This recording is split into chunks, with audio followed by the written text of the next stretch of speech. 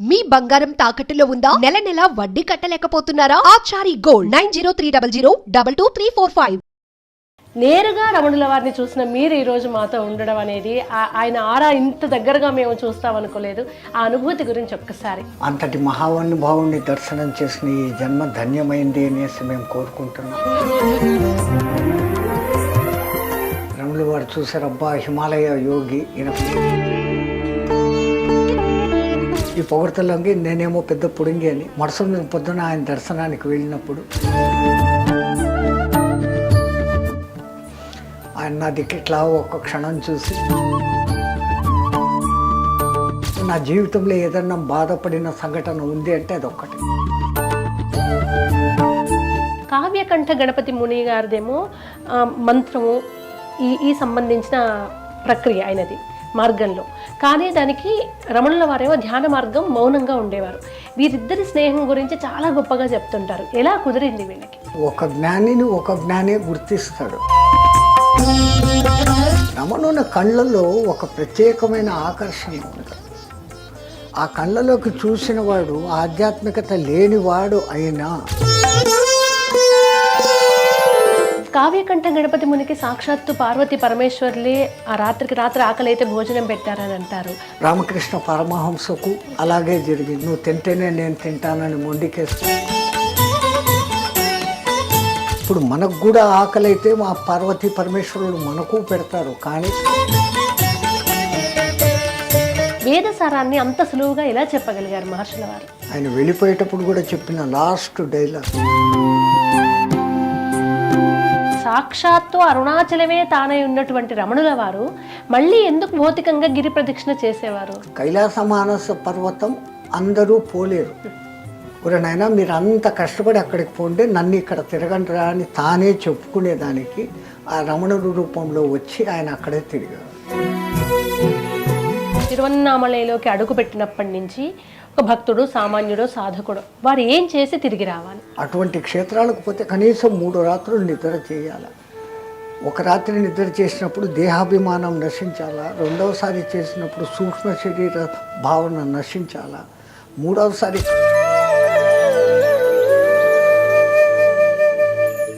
కర్మ ఎలా ఉంటుంది బాబాజీ? మనసు పెట్టకుండా నువ్వు ఏ కర్మ చేయగలవు? మనసు పెట్టకుండా చేస్తున్న కర్మలు 2. బాబాజీ శంబాలా నగరం అనేది ఈ మధ్య కాలంలో ఎక్కువ మంది చెప్తున్నారు. శంబలా విచిత్రత ఏమంటే ప్రధాన ద్వారం అనేది కైలాస పర్వతం కింద ఉంది. మనకు అంటున్నామే కానీ దాన్ని చూసిన వాళ్ళు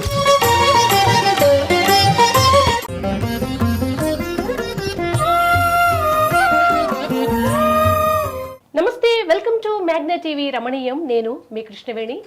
ఇవాల్టి కార్యక్రమం ప్రారంభించే ముందు రమణీయం చూస్తున్నటువంటి, ఆదరిస్తున్నటువంటి ప్రేక్షకులందరికీ చాలా చాలా చాలా చాలా థ్యాంక్స్. ఈ కార్యక్రమాన్ని రమణుల సంకల్పంతో ప్రారంభించాము. అయితే భక్తి అట్లాంటివి వ్యూవర్స్ ఆదరించడం వేరు. ఒక తాత్వికమైన చింతనతో కూడిన రమణతత్వాన్ని ఇంతగా సక్సెస్ చేస్తారని అస్సలు ఊహించలేదు.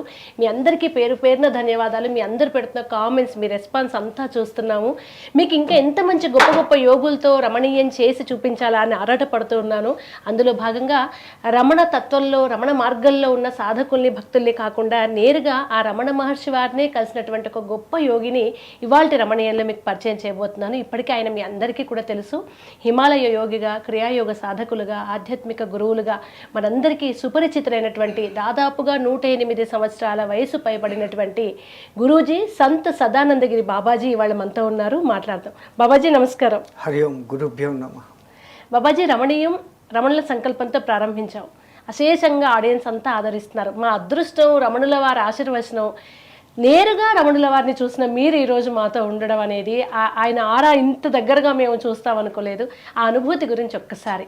వక్రతుండ మహాకాయ కోటి సూర్య సమప్రభ నిర్విఘ్నం కురుమే దేవ సర్వకార్యేషు సర్వదా గం గణపతియే నమః. శరదిందు వికాసమందహాసం స్ఫురదిందీవరలోచనాభిరామం అరవింద సమాన సుందరాస్యాం అరవిందాసన సుందరీం ఉపాస్మహే. జ్ఞానానందమయం దేవం నిర్మల స్ఫటికాకృతిం ఆధారం సర్వ విద్యానాం శ్రీ హయగ్రీవ గురుం ఉపాస్మహే. ఓంకార పంజరసుఖీం ఉపనిషదుద్యానవన కీలికల కంఠీం ఆగమన విపిన మయూరీం ఆర్యాం అంతర్విభావయే గౌరీం. మా గురుదేవులైనటువంటి మహంత్ హిమాలయ గిరిజీ మహారాజ్ వారి పాదపద్మంలోని మనస్సులో స్మరించుకొని మ్యాగ్నా టీవీకి సంబంధించిన శ్రీ రమణీయం ప్రేక్షకులందరికీ శుభాలు జరగాలని, రమణుని ఆశీస్సులు దొరకాలని కోరుకుంటూ, చాలా కాలపు క్రితపు సంఘటనలు ఈ పొద్దు మాకు మీరు గుర్తు చేస్తున్నారు. అంతటి మహానుభావుని దర్శనం చేసిన ఈ జన్మ ధన్యమైంది అనేసి మేము అనుకుంటున్నాం. అప్పుడే మేము సన్యాస దీక్ష తీసుకున్న సమయం 1936 నుంచి 46 వరకు 10 ఏళ్ళు మా గురు దగ్గర కఠోర దీక్షణలు చేసుకొని కుండలిని యోగ సాధన, వేదాలు, ఉపనిషత్తులు, ప్రాణాయామాలు, ఆసనాలు అదంతా పూర్తి అయినాక నువ్వు ఇప్పుడు సన్యాసి అయినావు, దేశ సంచారానికి పైదల్ నడిచి అనేసి చెప్పినప్పుడు 46లో మేము మా రుద్రప్రయాగ నుంచి మొదలుపెట్టాం. ఒరిస్సా వరకు వచ్చేసరికి 1 సంవత్సరం అట్లా ఉంటుంది. 48 ఆ ప్రాంతాలు 47 మాకు ఈ సంవత్సరాలు గుర్తుండవు సరిగ్గా. ఆంధ్రాకి వచ్చేసరికి లాంగ్వేజ్ ప్రాబ్లం. అంతవరకు ఒరిస్సా వరకు మాకు హిందీ నడిచింది. ఇక్కడ ఈ లాంగ్వేజ్ మాట్లాడితే తప్ప మాకు పని జరగదు. ఆ లాంగ్వేజ్ నేర్చుకునే దాంట్లో ఆంధ్రాలో ఎక్కువ ఉన్నాం 1 సంవత్సరం వరకు. 50s శ్రీ రమణుల వారి ఇంకొన్నాళ్లకు కాలం చేస్తారు అన్న టైం మా అదృష్టం కొద్దీ మేము అక్కడికి పోవడం జరిగింది. రమణుల వారు చూసారు, అబ్బా హిమాలయ యోగి, ఈయనకు 3వ నంబర్ గది ఇయ్యండి రా అన్నారు. అప్పటికి ఆయన బాగా వ్యాధి సంబంధమైన సమస్యలతో ఉన్నప్పటికీ వ్యాధి ఉన్నట్లుగా ఏమాత్రం కనపడని వ్యక్తిగానే ఉన్నాడు. ముఖంలో కాస్తంత అలసట కనపడుతుంది అనుకోవచ్చు, కానీ ఆయనకు అసలు దేహభావన అన్నది ఏమూలా లేదు. కాకపోతే అక్కడున్న వాళ్ళందరూ ఆయన శిష్యులు నా దగ్గరికి వచ్చి, స్వామి ఎవరికి మీకు చెప్పినట్టు చెప్పలేదు, ప్రత్యేకంగా గది అని ఆయనే చెప్పలేదు, మీలాంటి వాళ్ళు చెప్తే ఆయన వింటాడేమో, మేము ఇప్పటికే ఎన్నో ప్రయత్నాలు చేశాం, 2-3 సార్లు ఆపరేషన్లు అయినాయి, అది మా కర్మ ఫెయిల్ అయింది. ఈసారి ఫారెన్ నుంచి కొంతమంది వచ్చారు, ఆయన శిష్యులే, మా వాళ్ళే, ఇంకొకసారి ఆయన మాకు అవకాశం ఇమ్మని చెప్పండి, ఒక్క ఆపరేషన్ చేయించుకోండి అని నన్ను కాస్త పొగిడారు. ఆ వయసు అట్లాంటిది, ఈ పొగడతలంగి నేనేమో పెద్ద పుడింగి అని. మరుసటి పొద్దున ఆయన దర్శనానికి వెళ్ళినప్పుడు ఇంతమంది చెప్తున్నారు కదా, ఇంకొకసారి వాళ్ళకి అవకాశం ఇవ్వకూడదా అనేసి అన్నాను. ఆయన నా దిక్కిట్లా ఒక క్షణం చూసి, ఈడొక కట్టె ఉంది, దీనికి ఒక చెయ్యి ఉంది, ఆ చెయ్యికి పుండు ఉందని నాకు లేదు, హిమాలయాలలో సాధన చేసి వచ్చి నీకు కూడా ఇంకా కట్టె దేహం అనేది ఉందా అన్నాడు. చెంపతో కేబుల్తే చెంప మీద కొట్టినట్లుగా ఆ మాట అనిపించింది. కానీ అప్పుడు మంచి వయసులో ఉన్నాము, నా మాట వినలేదే అని కాస్త ఉగ్రం. అట్లయితే నేను వెళ్ళిపోతాను, అన్న మాట వినలేదు కదా అన్నాను. ఆయనకి ఎవరు వస్తే ఏమి, ఎవరు పోతే ఏమి, ఇట్లా చూసిపోతానంటే పో అన్నాడు. వెళ్ళాను. 10 days పోయిన తర్వాత నేను బహుశా ఇంకా మధురకు కూడా పోలేదు. పేపర్లలో పెద్ద పెద్ద అక్షరాలలో ఎరంతిటార్ కాలం చేశారు ఆయన అని చెప్పి వేశారు. నా దౌర్భాగ్యానికి అప్పుడు నేను ఎంత బాధపడ్డానంటే, నా జీవితంలో ఏదన్నా బాధపడిన సంఘటన ఉంది అంటే అదొక్కటి. కారణం ఏంటంటే, అక్కడ ఆ రోజు ఆ మహానుభావుడు పంజరంలో నుంచి చిలక ఎగిరిపోయినాక అది పోయి అరుణాచలం కొండ మీద కొంచెం సేపు దర్శనమిచ్చి కొండలోకి కలిసిపోవడం అనేది, ఈ టెక్నాలజీలు అప్పుడు అంతగా లేవు, ఎవడు దాన్ని తీయలేదు. ఒకరు కాదు, ఇద్దరు కాదు, కనీసం అంటే 60-70 వేల మందికి పైగా జనాలు వాళ్ళ కళ్ళతో దాన్ని చూశారు. ఆ చూసే భాగ్యం మాకు కలగలేదు. అది ఇప్పటికీ మా మనసులో ఒక ముళ్ళులాగా ఉండిపోయింది. ఈ లోకంలోకి ఇంతమంది యోగులు వస్తున్నారు, మహాత్ములు వచ్చారు, పరమాత్ముడే అవతారాలు ఎత్తి వచ్చాడు, కానీ ఎవరు ఎక్కడా చెప్పని ఒక చిన్న సింపుల్ మాటని చెప్పి ఇంతమందిని తన దిక్కుకు తిప్పుకోగలిగాడు. కారణం ఆ క్షేత్ర మహత్యం. అరుణాచలం అమ్మవారి శ్రీచక్రంలో అష్టదళ పద్మం ఉన్నట్లుగా దాని చుట్టూ ఆ 8 శివక్షేత్రాలు ఉండడం ఒకటి. శివుని అష్టమూర్తి తత్వం అదే, పంచభూతాలు, సూర్యుడు చంద్రుడు ప్లస్ జీవుడు అనే దానికి ఆ అష్టమూర్తి తత్వం అని అంటారు. అందుకని ఆ పర్వతాన్ని శివుడు ఉన్న చోట శివుడి అష్టమూర్తి తత్వాలు ఉన్నట్లు ఆ 8 లింగాలు ఉన్నాయి. పుట్టపర్తి సాయిబాబా గారు వాళ్ళ అమ్మకు మాట ఇచ్చారు, ప్రపంచాన్ని ఇక్కడికి తెస్తానే తప్ప నేను బయటికి పోనమ్మా అన్నాడు. ఆ తల్లికి ఏం బాధ, వీడిని అందరూ ఎక్కడికెక్కడికి తీసుకెళ్ళిపోతారో, మా దగ్గర ఉండడే అనుకున్నారు. అప్పుడు ఆయన ఈ మాట అన్నాడు. అంతటి బాబా కూడా అమెరికా అక్కడ ఇక్కడ తిరిగారు. అది నేను తప్ప రైటా అనేది కాదు, ప్రజలకు భక్తుల కోరిక ఆయన తిరిగాడు. కానీ రమణులు ఒక్కసారి అక్కడ కాలు పెట్టిన తరువాత ఆ తుది శ్వాస అక్కడ వదలడమే తప్ప ఆయన కదలడం అంటూ జరగలేదు. అది ఒక యోగికి ఉండాల్సిన పట్టు. ఆయన మాట్లాడకుండా గమ్మని ఉన్నప్పుడు ఈ కావ్యకంఠ గణపతి కానీ లార్డ్ బ్రంటన్ అనేసే ఒక పెద్ద విశ్వకవి కానీ వాళ్ళిద్దరూ ఎంతో ఫోర్స్ చేసిన తర్వాత కూడగట్టుకొని మాట్లాడడం మొదలుపెట్టిన ఆయన 12 ఏళ్ల మనిషికి అంతటి జ్ఞానం రావడం అనేది ఎంతటి పూర్వజన్మ సుకృతాలు. అది ఉళ్ళెద్దు 16 ఆర్పదు అని చెప్పేసి ముందు చెప్పి ఆ తర్వాత ఈ నేను ఎవరు అనేదే చెప్పుకుంటూ పోయారు. ఒక్కొక్కసారి డిబేట్లలో డిస్కషన్లు జరిగేటప్పుడు మాట వరుసకు అనాల్సి వస్తుంది. కొంతమంది అంటారు, మమ్మల్ని అడిగారు, నువ్వంతా ఎంతసేపు గురు బినా విద్యానహి అంటావు కదా, గురువు లేకుంటే ఏం లేదు అని. మళ్ళీ మా రమణులకు చూడు గురువే లేరు, లోకానికి ఆయన గురువు అయినాడు, ఆయన గురువు లేడు అని. అప్పుడు ఇంకా అది డిబేట్ కాబట్టి మేము కూడా పౌరుషంగా చెప్పాము, ఆయన గురువు లేకపోవడం ఏంటి, ఆయనకు కూడా గురువు ఉన్నాడు. వాళ్ళంతా అన్నారు, అక్కడ చూపించు మాకే అని. నువ్వు రమణ తత్వం అంతా చదువు, కనపడతాడు గురువు అన్నాను. వాళ్ళు ఒక వారం అంతా బుక్ తిరిగేస్తున్నారు, లేదే మాకు ఎక్కడా కనపడలేదు. ఏం జరుగుతుంది, ఈయన 12-16 ఏళ్ళ వయసులో ఉన్నప్పుడు వాళ్ళ బంధువు ఒక ఆయన స్టేషన్ నుంచి రైల్లో క్యారియర్ తీసుకొని వస్తుంటాడు. ఈయన అడుగుతాడు, ఎంగెత్తెల్వరమ్మ ఎక్కడి నుంచి వస్తున్నావు నువ్వు? అక్కడ ఉన్నవాళ్ళు లోకల్గా ఎప్పుడే కానీ దాన్ని తిరువన్నామలే అంటారే తప్ప అరుణాచలం అన్న వర్డ్ వాళ్ళు వాడరు. ఆయన మాత్రం ఆ రోజు ఆ క్షణంలో అరుణాచలం పోయిటి వందడా అన్నాడు. అరుణాచలం అనేది ఆయన చెవుల్లో పడంగానే నా డెస్టినేషన్ అక్కడ కదా, నేను ఇక్కడ ఏం చేస్తున్నాను అని. మహాత్ములు పూర్వజన్మలో ఒక 90 మెట్లు ఎక్కేశారు. పరమాత్ముడు వాళ్ళకి ఈ జన్మ ఇచ్చి మంచి చోట మంచి బ్రాహ్మణ దీంట్లో ఇచ్చి ఆ టైం వచ్చినప్పుడు ఆ మోల్డింగ్ చేసి తిప్పేస్తాం.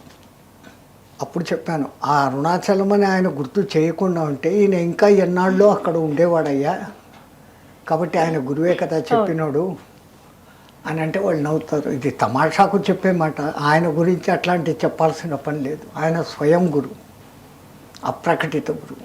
బాబాజీ, అరుణాచలం రమణ మహర్షి తత్వంలో ఆయన చరిత్ర అంతా చదువుతూ ఉంటే కావ్యకంఠ గణపతి ముని వారిది ప్రధానమైన పాత్ర. అంటే ఆయన బ్రాహ్మణ మునిగా చెప్తున్న వ్యక్తిని ఈయనని ఇప్పటి నుంచి రమణ మహర్షిగా పిలవాలని నామకరణం చేసింది కూడా ఆయనే. ఆయన వల్లే రమణుల మాటలన్నీ మనకి వాళ్ళ అందుబాటులోకి వచ్చాయి కదా. కావ్యకంఠ గణపతి ముని గారిదేమో మంత్రము ఈ సంబంధించిన ప్రక్రియ ఆయనది మార్గంలో, కానీ దానికి రమణుల వారేమో ధ్యాన మార్గం మౌనంగా ఉండేవారు. వీరిద్దరి స్నేహం గురించి చాలా గొప్పగా చెప్తుంటారు. ఎలా కుదిరింది వీళ్ళకి? పైవాడు కుదిరిస్తాడమ్మా, ఒక జ్ఞానిని ఒక జ్ఞానే గుర్తిస్తాడు. కావ్యకంఠ గణపతి ఆ కాలంలోనే సంస్కృతంలో అష్టావధానాలు చేసి గండపెండేరాలు పొందిన మహానుభావుడు, నిష్ఠాగరిష్ట పండితుడు. ఈ మన సాంప్రదాయాలన్నీ తూచా తప్పక పాటించేవాడు. ఒక్కసారి ఆయన్ను చూసినాక తనకన్నా వయసులో చిన్నవాడైనప్పటికీ రమణుని కళ్ళల్లో ఒక ప్రత్యేకమైన ఆకర్షణ ఉంది. ఆ కళ్ళలోకి చూసిన వాడు ఆధ్యాత్మికత లేనివాడు అయినా ఒక విధమైనటువంటి ఆధ్యాత్మికతలోకి దిగిపోతాడు. చెలంగారు అందుకు ఉదాహరణ. అప్పటిదాకా చెలంగారి దారి వేరు, రమణుల వారిని చూడగానే మారిన దారి. అంత నాస్తికుడిగా ఉన్నవాడు కూడా ఇట్లా అయిపోతాడు.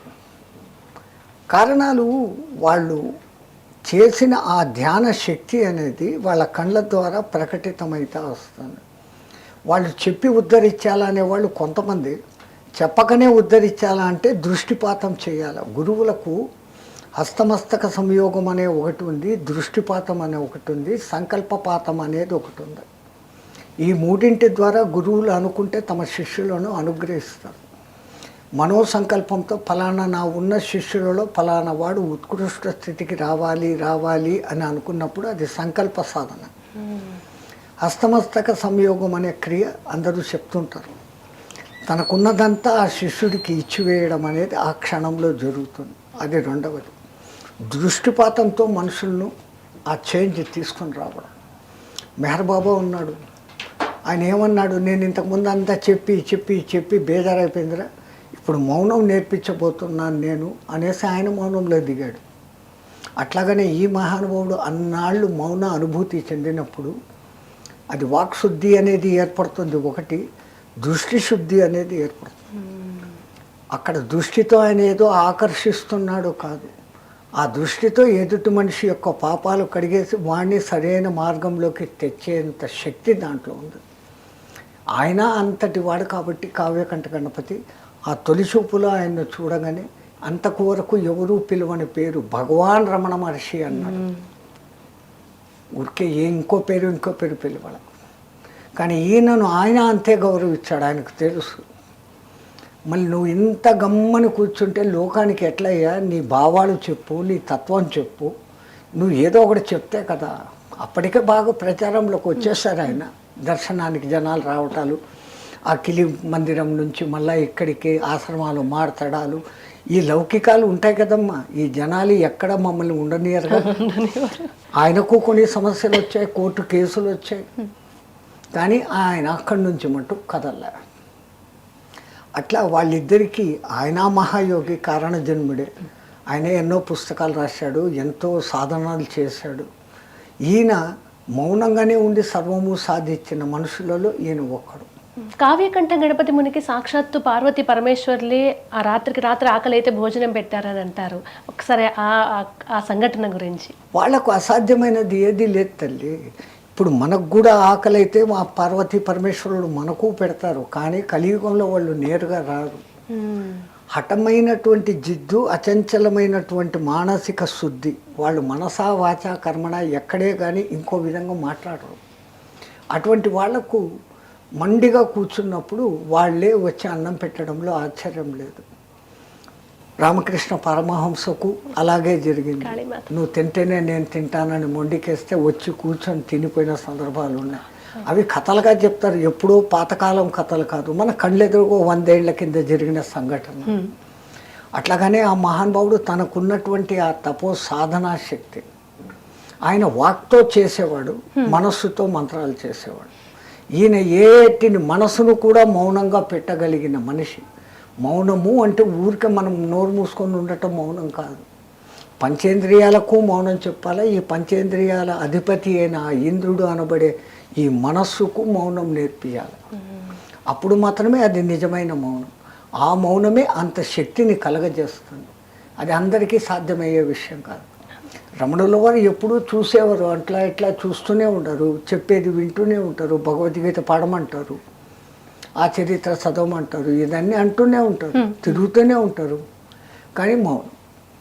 దేన్ని ఎంత చూడాలనో అంతే, అక్కడికి స్టాప్. ఏది ఎంత వినాలనో అంతే, అక్కడికి స్టాప్. రుచి మీద ఇంట్రెస్ట్ లేదు, నేను గొప్పవాడిని అన్న భావం లేదు. వంటింట్లోకి వచ్చి ఆయన కూడా కొంచెం డ్యూటీ చేసే పోయేవాడు. వచ్చిన వాళ్ళకు వండి పెట్టాలా అంటే అందరితో పాటు కలిసి తన సమబంతిలో కూర్చునేవాడే, కానీ తనకు స్పెషల్గా కావాలా తినాలా అని వీళ్ళు ఏదో ఏర్పాట్లు చేస్తారు, కానీ ఆయనకు అందరితో ఉండాలా, అందరూ సమానం అనే భావన. బాబాజీ, యోగులు ఇప్పుడు రమణ మహర్షి లాంటి వారి దగ్గరికి ఆయన ఆశించకుండా జనాలు తండోపతండాలుగా వెళ్ళారు. ఇప్పుడు గురువు లక్షణమే అదే కదా, గంధం చెట్టు కదా సువాసన వెదజల్లినట్టు. ఈ కాలంలో గురువులాగా ఉండేవాళ్ళని గుర్తించడం కష్టం. కొంతమంది మేము అన్నీ జయించాము అని వీళ్ళు పబ్లిసిటీ చేసుకుంటున్నారు. ఇప్పుడు సామాన్యులు మన వ్యూవర్సే ఉన్నారు. గురువును నిజంగా గుర్తించడం ఎలా? గురువులు స్వయంగా ఎప్పుడు వాళ్ళు గుర్తింపు కోరుకోరమ్మా. నేను అట్లాంటి వాడిని, నేను ఈ సాధన చేస్తాను, నేను అది నేను అక్కడ నేను వచ్చింది. మీకు తమాషా ఉదాహరణ కథ. ఎవరో ఒక గొప్ప గురువు గారు ఒక 4-5 దినాలు వరుసగా ప్రవచనాలు చెప్పారు.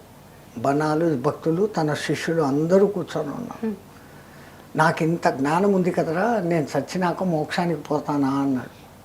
వచ్చిన భక్తులు అందరూ శిష్యులు అందరూ, నువ్వు పోకపోతే ఎట్లా పోతావు స్వామి, నువ్వు ఇప్పుడే పోతావు, గ్యారంటీ గ్యారంటీ.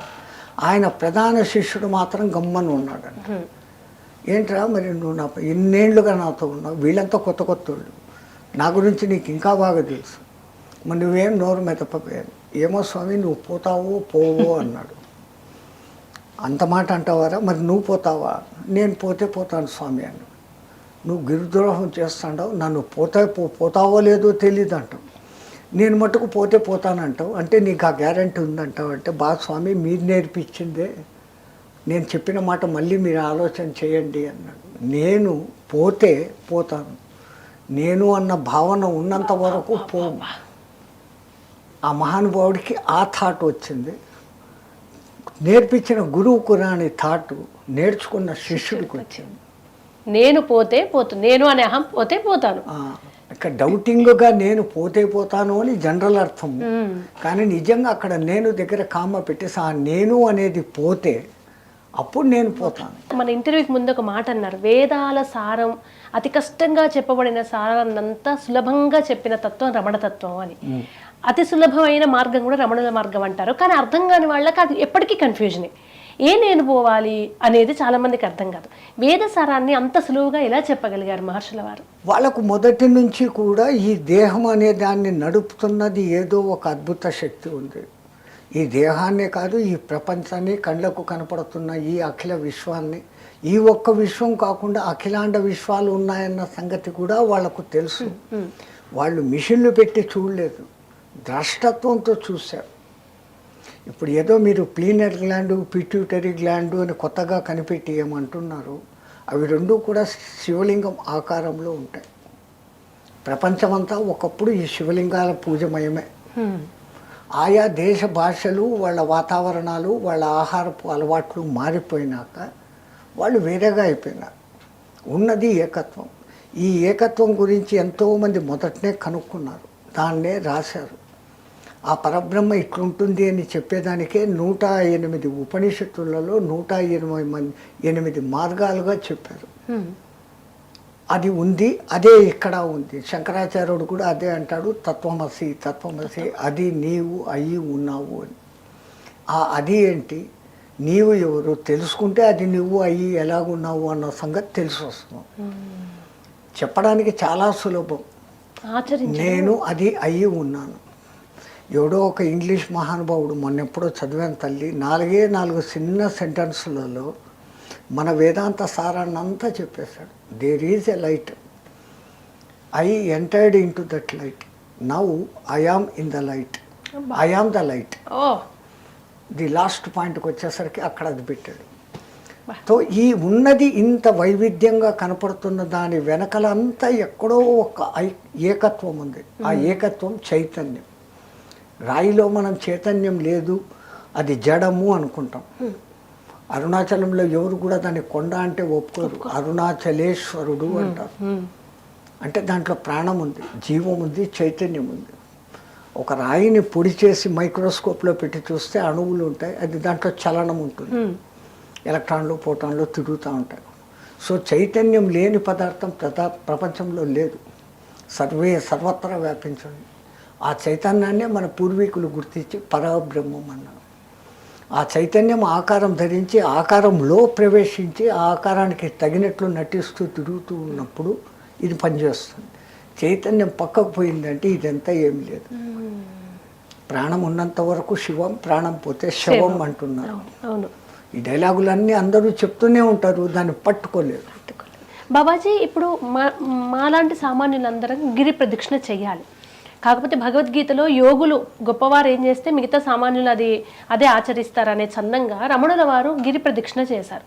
సాక్షాత్తు అరుణాచలమే తానై ఉన్నటువంటి రమణుల వారు మళ్ళీ ఎందుకు భౌతికంగా గిరి ప్రదక్షిణ చేసేవారు? తనకు అవసరం లేదు, తన చుట్టూ ఉన్న వాళ్ళను ఉద్ధరించి ఇది ఒకటి నేర్పిస్తే కనీసం దీని చుట్టూ తిరిగి. కైలాస మానస పర్వతం అందరూ పోలేరు, ఖర్చులు ఉంటాయి ఎక్కువ, శారీరక స్థితి అక్కడికి పోయేదానికి అనుమతులు ఇయ్యదు. మరి దానికన్నా గొప్పది అటువంటిదే అయినటువంటి అది ఆయన నివాసం అయితే ఇది ఆయనే సాక్షాత్ శివుడే. పురాణాలలో ఆ కథ ఉంది కదా, అగ్నిస్తంభంగా వెలిశాడు అని. తో సాక్షాత్ శివుడు అక్కడ ఉన్నాడు, అది కొండ కాదు. కాబట్టి అదే ఆ కైలాసం ఆయన నివాసం. ఆయన నివాసానికి పోయేదానికి మనకు ఛార్జీల ఖర్చు, శరీరం సహకరించాలా, గవర్నమెంట్ పర్మిషన్ ఇవ్వాలా, ఆ చైనా వాడు పర్మిషన్ ఇవ్వాలా, ఇన్ని అబ్డక్షన్స్ ఉన్నాయి. అరుణాచలేశ్వరుడికి ఏదీ లేదు కదా. నాయనా మీరు అంత కష్టపడి అక్కడికి పోండి, నన్ను ఇక్కడ తిరగండిరా అని తానే చెప్పుకునేదానికి ఆ రమణుడు రూపంలో వచ్చి ఆయన అక్కడే తిరిగారు. దాదాపు మీరు 50-60 సంవత్సరాల క్రిందట వెళ్ళారు ఆయన ఉన్నప్పుడు. ఇప్పటికీ అప్పటికి చాలా మారింది కదా బాబాజీ. అప్పుడు ఎలా ఉండేది ఆశ్రమం, అక్కడ వాతావరణం ఎలా ఉండేది, రమణుల వారి దినచర్య ఎలా ఉండేది? మేము అప్పుడు పోయినప్పుడు ఈ పెద్ద పెద్ద బిల్డింగులు కానీ అసలు ఆ పైకి పోయే మార్గం కూడా సరిగ్గా కిలిగోపురం వరకు పోయేదానికి కానీ మాకు చాలా ఇబ్బంది అయింది. అటువంటిది ఇప్పుడు సౌకర్యాలు బ్రహ్మాండంగా పెరిగాయి, అన్ని ఏర్పాట్లు చేసేసారు. ఆ కింద ఊర్లో ఆయన సమాధి స్థానం దగ్గర అక్కడ దొరికే ట్రాంక్విలిటీ ఇప్పుడు పైన దొరకడం లేదు. ఆయన ఉండిన చోటులో ఆ ట్రాంక్విలిటీ లేదు. ఎందుకంటే ఈ నానాక జనాలు ఆయనకి వెళ్ళిపోతూ ఉన్నారు. వీళ్ళకందరికీ షార్ట్ కట్లో మోక్షం కావాలి. ఆయన ఆడ తిరిగాడు, ఆ బండ మీద కూర్చున్నాడు, నేను ఆడ కూర్చుంటే ఏమో వచ్చేస్తాం. ఆయన చెప్పింది ఆచరణ అనేది లేదు. ఆయనలాగా నేను అయిపోవాలి. అవును, నాకు అదే బాధ బాబాజీ. అంటే రమణుల ఆశ్రమానికి వెళ్తున్నారు, అరుణాచలం వెళ్తున్నారు, గిరి ప్రదక్షిణ చేస్తున్నారు, కానీ తత్వాన్ని పట్టుకోలేకపోతున్నారు. ఆ పిల్లలు పుట్టాలనో, పెళ్లి కావాలనో, మళ్ళీ లౌకిక వాంఛలు, ఓకే మనిషి జీవన ప్రయాణంలో అవసరం కాదనిలేం, కానీ దాన్ని దాటి ఇంకొక స్టెప్ ముందుకు వెళ్ళే ప్రయత్నం ఏది అది వచ్చింది ఏంటంటే అక్కడ వాళ్ళ కోరికలు తీరిపోతున్నాయి. నాకు తీరింది అని నేను చెప్పగానే నాతో పాటు ఇంకో 10 మంది వెళ్తా ఉన్నారు. ఒకప్పుడు ఈ అమావాస్య పౌర్ణమి గిరి ప్రదక్షిణలకు 100 మంది ఉండేవాళ్ళు కారు. ఈయనతో పాటు 7-8 మందే తిరగడం చెప్పారు నాకు. నేను అది కూడా చూడలేదు. అన్నారు కదా అని గిరి ప్రదక్షిణ నేనేమైతే చేసేసా ఆ ఉన్న 2 రోజుల్లో. కానీ వేరే వాళ్ళ ఉద్దేశాలు ఎంతసేపు కోరికలతోనే చేస్తున్నారు, కోరికలు తీరుతున్నాయి. అంటారు కదా, మనం ఏదైనా అడిగితే అడిగినంతనే ఇవ్వబడుతుంది, అడగకపోతే వాడు ఇవ్వదలుచుకునేది ఇస్తాడు. ఈ చిన్న లాజిక్ మనకు తెలియకుండా అడుక్కుంటూనే ఉన్నాం తప్ప, అడగకుండా గమ్మనుంటే వాడు ఇచ్చేదంతా ఇస్తాడు కదా అని ఉండే సందర్భాన్ని ఎవరు పట్టించుకోవట్లేదు బాబాజీ. అట్లాగే చాలా మంది అనుమానం ఏంటంటే గిరి ప్రదక్షిణ ఇప్పుడు అక్కడంతా సిమెంట్ రోడ్లు అయ్యాయి, వసతుల గురించి ఆలోచిస్తున్నారు, కానీ కొంతమంది చెప్పులు వేసుకొని చేయొచ్చా, బండలు గుచ్చుకుంటాయి సాక్సులు వేసుకొని చేయొచ్చా, సాక్సులు వేయకుండా చేయాలా, ఇంకొంచెం ఎక్కువ ఎక్స్ట్రీమ్ వెళ్ళి అంగ ప్రదక్షిణ చేసేవాళ్ళు, ఇందులో ఏది చేయొచ్చు ఏది చేయరాదు, భౌతిక స్థాయిలో నియమాలు ఏంటి, ఆత్మస్థాయిలో ఏంటి? మాకు తెలిసినంత వరకు ఆ కొండ ఎక్కేటప్పుడు కాళ్ళకు చెప్పులు కానీ సాక్సులు కానీ వేసుకోకూడదు. గుడి లోపలికి మీరు చెప్పులు వేసుకొని వెళ్తారా? వెళ్ళడం లేదు కదా. అది గుడికి మించినది, ఆ లయానికి మించింది. గుడి అనేది చిన్న మాట, ఆలయం, ఆ లయం, అందులో లయం, అటువంటి క్షేత్రం అది. ఆ ఒక్కసారి మనకు ఎందుకు ప్రదక్షిణ చేయమంటారు అంటే, దేవుడికి మీరు ఉండిలో వేసే దక్షిణ వానికి అక్కర్లేదు, దానికన్నా ప్రబలమైన దక్షిణ ఈరా అని చెప్తారు పెద్ద గురువులందరూ. ప్రదక్షిణ ప్రదక్షిణ, ప్రబలమైన దక్షిణ వానికి ఇచ్చేది అది. అంటే ఆ పరమాత్మ శివుని చుట్టూ నేను తిరుగుతున్నాను అన్నప్పుడు ఆయన ఆరాలోకి మనం తిరుగుతున్నాం. అతి దగ్గరగా గర్భగుడిలో దేవుడు ఉంటాడు, గర్భగుడి చుట్టూ మనం తిరుగుతాం. దాని ఆరా కొన్ని కిలోమీటర్లు పోతూ ఉంటాం. అరుణాచలేశ్వరుని ఆరా కొన్ని 100 కిలోమీటర్లు పోతూ ఉంటుంది. అటువంటిది దానికి దగ్గరలో తిరుగుతున్నామంటే మన ఆరాలో కూడా మార్పు. మన ఆరాలో మార్పు అంటే ఏంటి? మన శరీరంలో ఉండే షట్చక్రాలు ఇడుస్తున్న కలర్సే ఆరా. ఆయన ఆరా సూపర్ ఆరా. అటువంటి ఆరాలో తిరిగి ఇక్కడ దీంట్లో ఏమైనా ప్రాబ్లమ్స్ ఉంటే క్లియర్ కావడం, ఆధ్యాత్మిక సంబంధమైన డౌట్స్ ఏదన్నా ఉంటే అది వానికే తోయింపు కావడం. అట్లా కాకపోతే దారిలో ఎక్కడో కూర్చున్నాం అలసిపోయి అన్నప్పుడు పక్కనోడితో మాట్లాడుతున్నప్పుడు తనకున్న అనుమాన నివృత్తికి సరి అయిన సమాధానం అక్కడ దొరకడము జరుగుతుంటాయి. మనం ఏదో కాకతాళీయంగా జరిగింది అనుకుంటాం. ఇదంతా కూడా ఆ ఆరాశక్తి, తేజో వలయపు శక్తి. ఆ శక్తి కారణంగా ఇట్లాంటి పనులు అక్కడ జరుగుతూ ఉంటాయి. ఇప్పటికీ అక్కడ సిద్ధయోగులు ఉంటారు అంటారు, నిజమేనా బాబాజీ? ఎంతోమంది ఉన్నారు. ఈ మధ్య మీకంతా ఎవరో టోపీ అమ్మ అని చెప్పేసి ఆమె పాటలో ఆమెను ఉండనిచ్చారా? ఆమె వెనకాల టీవీలు పెట్టి ఆమె ఎక్కడ పడుకుంటుంది, ఏం చేస్తుంది, ఏం గుట్కాలు తింటుంది, ఆమె ఏం చేస్తే ఆమె పాటలో ఆమెను వదిలేయాలి. ఆమె ఏ జన్మలో ఎంత పుణ్యం చేసుకుంటుందో ఒక్కసారి గిరి ప్రదక్షిణ జీవితంలో చేయడమే కష్టం అనుకుంటే ఒక్క దినంలో 7-8 సార్లు ఆమె తిరిగేస్తాంది ఆ తల్లి. ఆమెకి ఏ రుణానుబంధమో లేకుంటే ఆమె ఏం సాధించాలనుకునిందో ఆమెకే తెలుసు. అట్లా ఎంతోమంది తిరిగేవాళ్ళు ఉన్నారు. షాపులకు పోయేవాళ్ళు ఊర్లో ఎక్కడో ఉంటారు, ఆ రౌండ్ కొట్టుకొని ఆ షాపు వరకు వాడు రోజు తిరుగుతున్నాడు. కానీ వాడిలో ఈ భావన లేదు, నేను పవిత్రమైన అరుణాచల ప్రదక్షిణ చేస్తున్నాను. ఆ రమణుడు వెంకటరమణుడు అనుకోండి, సూర్యుని యొక్క కిరణాలైన అరుణ కిరణాలు అనుకోండి, ఏదన్నా అనుకోండి, మనసులో అందరిలో రమించేవాడు ఎవడో వాడు రమణుడు. ఈయనకు ఆ పేరు కూడా పెట్టుకున్నారు, వెంకటరామన్ అని ఒరిజినల్ పేరు. ఆ తర్వాత ఇట్లా వచ్చినా కానీ భగవాన్ రమణ మహర్షి ఏమి చెప్పినా అన్నీ అక్కడే కలుస్తాడు. ఇప్పుడు మీరు ధ్యానంలో ఉండేవారు, మీరు సాధనలో ఉండేవారు హిమాలయాల్లో. చాలామంది భక్తులు వచ్చి సాధనలో ఉన్న వాళ్ళకు ఆశీర్వచనం తీసుకుంటేనో వాళ్ళ దగ్గర కూర్చుంటే మనకి ఏదన్నా మంచి జరుగుతుందని, అది ఎంతవరకు చేయొచ్చు? సాధనలో ఉన్న వాళ్ళు ఏం చేస్తే ఇబ్బందిగా ఫీల్ అవుతారు? కొంతమంది అనుకుంటారు వాళ్ళు వచ్చి నా కాళ్ళు పట్టుకుంటా ఉంటే నాకున్న శక్తులు వాళ్ళకు పోతున్నాయి అని. మనం ఉండేదే ఇచ్చేసేదానికి. మందంటూ ఏమీ పెట్టుకున్నప్పుడు నాకు ఇది కావాలనే కోరిక లేకుండా ఉన్నప్పుడే సన్యాసి అవుతాం. ఇంకా కూడా నా దగ్గర ఏదో ఉంది, ఎవడో తీసుకుని పోతాడు అనే భావన ఎందుకు ఉండాలా? ఒకవేళ నాతో ఇంకొకడికి ఒక మంచి జరుగుతుందంటే నా జన్మ ధన్యము అనుకుంటాడు నిజమైన సన్యాసి. అంతవరకే తప్ప నా గురువు నాకు నేర్పించిన దానికి ఆ పలానా వాడికి నా నుంచి ఇంత మంచి జరిగిందంటే ఓకే అనుకునేవాడు సన్యాసి. అంతే తప్ప నా కాళ్ళు ముక్కితే నాకు ఇంత ఇయ్యాలా, నా కాళ్ళు ముక్కితే నీదేమన్నా నాకు అంటుకుంటుంది అని ఫీల్ అయ్యేవాడు సన్యాసి కాదు మా ఉద్దేశంలో. అట్లా అక్కడ ఎంతోమంది ఉంటారు. ఈ 8 ఆలయాలు శివాలయాలలో ఇప్పుడు నేను మొన్న రీసెంట్గా ఒక 4-5 ఏళ్ల కింద పోయినప్పుడు ఒక మహానుభావుడు అద్భుతమైనటువంటి సన్యాసులందరికీ భోజనాలు పెట్టే వ్యవస్థ అక్కడ చేస్తూ ఉంటాడు. ఈ పిరమిడ్ సొసైటీ వాళ్ళు ఒకటి పెట్టి చేస్తూ ఉన్నారు. ఆ రమణుని పేరు మీద ఇప్పుడు ఎంతమందికి కడుపు నిండుతోంది అక్కడ. మంచి భోజనం, అది సాత్వికమైన భోజనం. ఉల్లిపాయ ఉండదు, వెల్లుల్లి ఉండదు, కొన్ని పదార్థాలు నిషిద్ధ పదార్థాలు అని సాధారణమైన కానీ దాని రుచి ఎంత అద్భుతంగా ఉంటుంది అక్కడ. ఇప్పటికీ అక్కడ కొన్నిమళ్ళు తిరుగుతూ ఉంటే దాని కి రావాలు వింటూ ఉంటే అవి అక్కడ తిరుగుతూ ఉన్నప్పుడు మన కళ్ళు ఎంత ఆనందిస్తాయి. ఈ ప్రపంచంలో అవి కనపడడం లేదు కాబట్టి మానవుడు దానికోసం పరిగెత్తూ ఉన్నాడు అక్కడికి. అన్నిటికీ మూల కారణం ఆ రమణుడు ఇప్పటికీ అక్కడనే ఉంటాడు.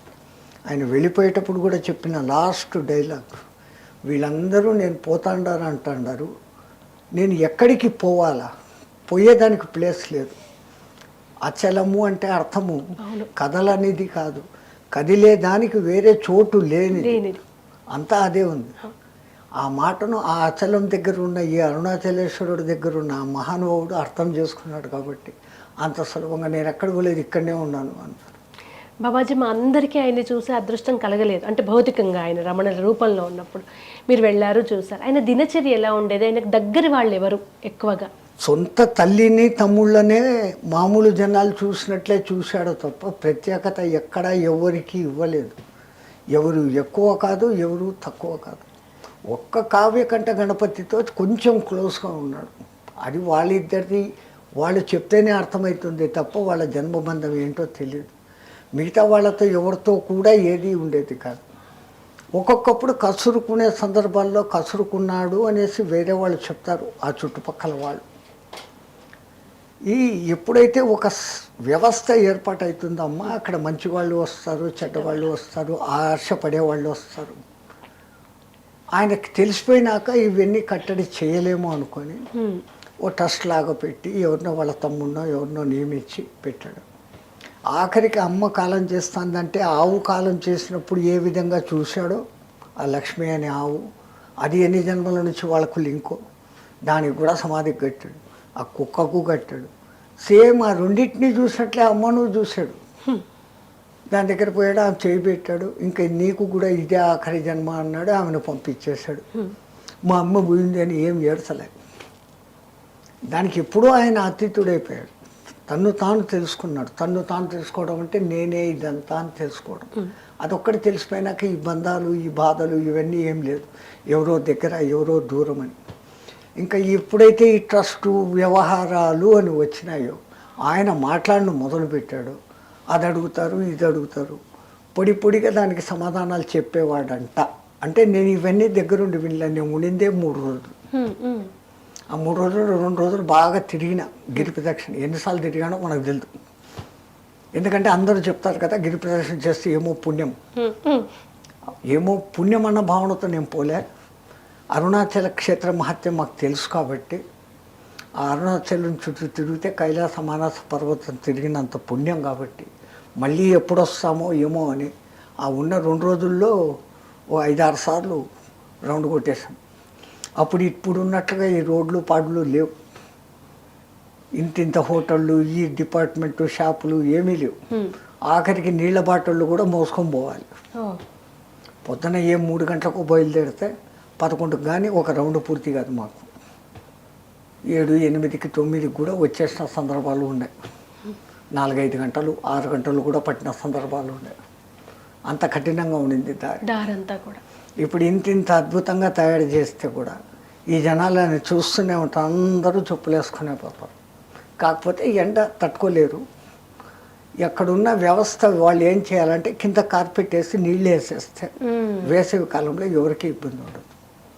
ఆ పొయ్యే మార్గంలో షెడ్డు వేస్తే బాగుంటుంది. కాకపోతే కొన్ని మెయిన్ రోడ్లు అడ్డం వస్తున్నాయి. అక్కడే జనాలకి ఇబ్బంది అవుతుంది. రమణుల వారి ధ్యాన మార్గం గురించి మీ మాటల్లో.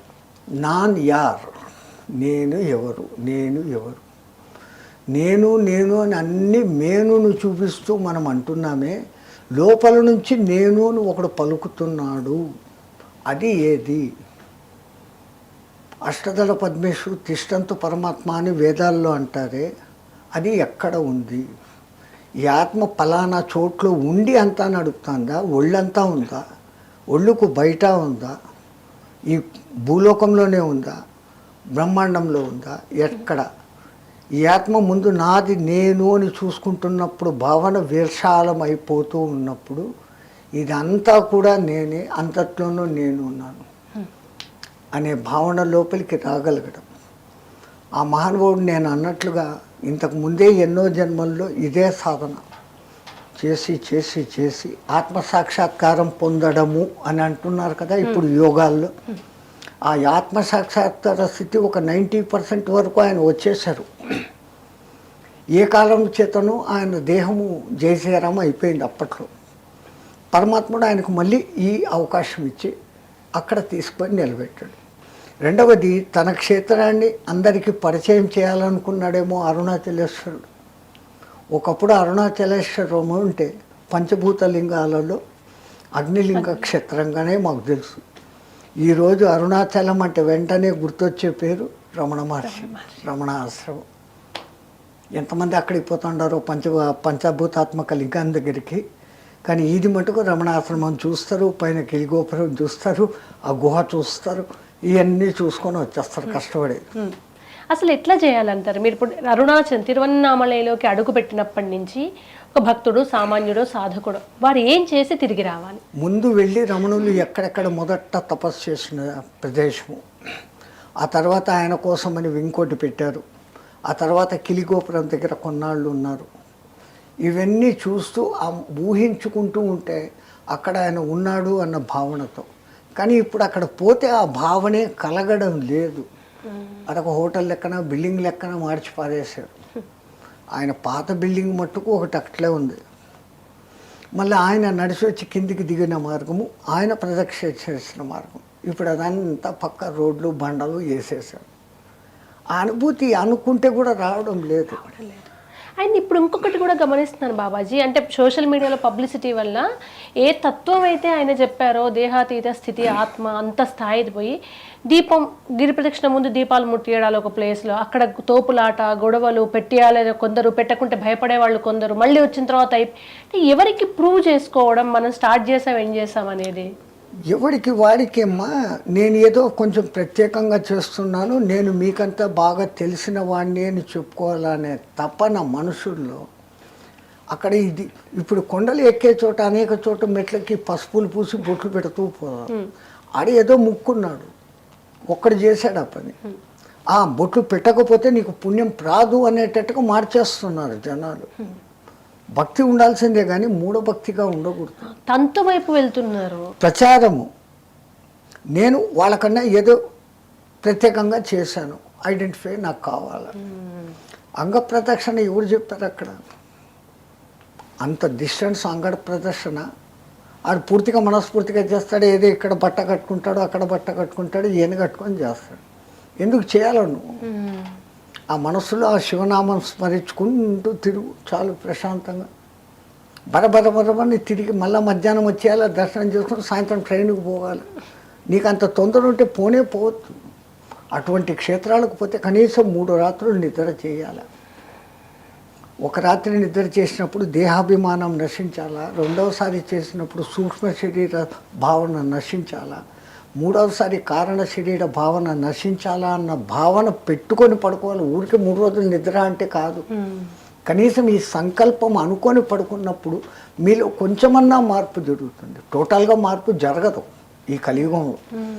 అయినా ఆ కోరిక అటువంటి కోరికతో కలగాలి. నేను మొదటి దినం పడుకున్నాను ఇక్కడ, నా దేహ సంబంధమైన సమస్యలు, నేను చేసిన పాపాలు తప్పులు క్షమించుగాక, మిమ్మల్ని మీరే క్షమించుకోవడం. అప్పుడు మీలో మార్పు ఆటోమేటిక్గా వస్తుందా? అలాగనే సూక్ష్మ శరీరంతో నేను ఎక్కడెక్కడో తిరిగాను, తిరగాల్సిన చోట్లు తిరగకూడని చోట్లు తిరిగాను. ఈ తిరుగుడు నాకు ఉండకుండా చేయగాక అని 2వ రోజు. ఈ తిరుగుడుకు ప్రేరేపిస్తున్న కారణ శరీరం అది నెమ్మదించుగాక, శుభ్రంగా ఉండుగాక అని కోరుకోవడం. అటువంటి పుణ్యక్షేత్రాల్లో పోయి, అందుకే పూర్వీకాలంలో చెప్పేవాళ్ళు 3 రాత్రులు 7 రాత్రులు 9 రాత్రులు నిద్ర చేయరా. ఊరికి వెళ్ళి హోటళ్ళలో గడిపావా అన్నట్టు కాకుండా కనీసం ఆయన ఉన్న ఆడెక్కడో కూర్చున్నాడు రమణుడు, దానికి దగ్గరలో ఎక్కడో కూర్చొని నేను ఇప్పటికి కూడా రమణుని పరిశ్వంగాన్ని ఆస్వాదిస్తున్నాను, ఆయన ఇప్పుడు ఆరా నాకు తగులుతూ ఉంది, నా శరీరంతో నేను ఇంతవరకు చేసిన పాపాలు ఇవి చేశాను కదా, ఆ చేసిన వాళ్లకు నేను ఇప్పుడు క్షమాపణ చెప్పుకుంటున్నాను. ఆ క్షేత్రానికి పోయిన ఫలితం మీకు దొరికినట్లే. ఆ రివిజేషన్ లేదు. మళ్ళా అక్కడ పోయి నాకు ఈ రోగం ఉంది, నువ్వు తగ్గించు. నీ రోగం తగ్గించేదానికి ఆయన ఆడ కూర్చొని ఉంటాడా? రోగం తెచ్చుకునేది నువ్వు, ఆ రోగం తగ్గించేదానికి ఆయన లేడు. కానీ ఎంత కరుణామయుడు అంటే, నువ్వు ఆడికిపోతే నీ రోగం తగ్గిన సందర్భాలు కూడా ఉన్నాయి.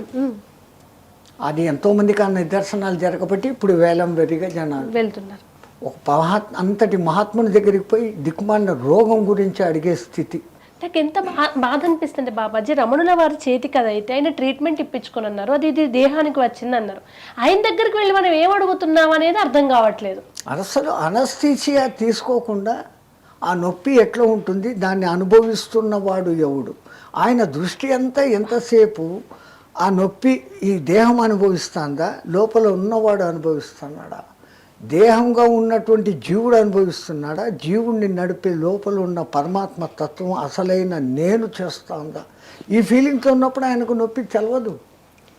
నేను చూసిన ఈ మహాత్ముడు ఈయన ఒకడు, ఇంకొక ఆయన ఓంకార స్వామి అని కాకినాడ దగ్గర ఆయన ఆశ్రమం ఉంది, కాకినాడ సంవారం. విశాఖపట్నంలో కూడా ఆయనది 2-3 ఆశ్రమాలు ఉన్నాయి, ఓంకార స్వామి అంటారు. ఆయన వాళ్ళ శిష్యులలో ఒక ఆయన కూతురికి కాల్లో ఎముక మార్పిడి ఆపరేషన్ చేయాలి. ఆ బోన్ మారో ఎవరిది మ్యాచ్ కావడం లేదు. ఆ శిష్యుడు పెద్ద కోటీశ్వరుడు, ప్రపంచంలో ఏ హాస్పిటళ్ళు ఎక్కడెక్కడ ఉన్నాయో అన్నీ తిరిగేశాడు. ఈయన దగ్గరికి వచ్చాడు. ఏం చాన్నాళ్ళు అయింది, నువ్వు కనపడటం లేదంటే, నా కూతురికి బాగలేదు స్వామి, డల్గా ఉన్నాం. ఏమంతా డల్గా ఉన్నాం? ఆ బోన్ మారో కావాలంట, ఎవరిది సూట్ కావడం లేదు, ఎవరిది కాలేదంటావు. ఏమిరా నన్ను చూసావా అన్నాడు. అమ్మ గురువుగారు మీదెట్లా అన్నా. అరే నేను మనిషినే కదా, నా చెక్ చేయించాను. నేను చెక్ చేస్తే అది సెట్ అయింది. ఆయన ఆపరేషన్ టేబుల్ మీద కూర్చొని దీన్ని ఇట్లా కోసి ఆ కట్టర్తో ఈ నుంచి ఇక్కడి వరకు 2 ఎముకలు ఉంటాయంట.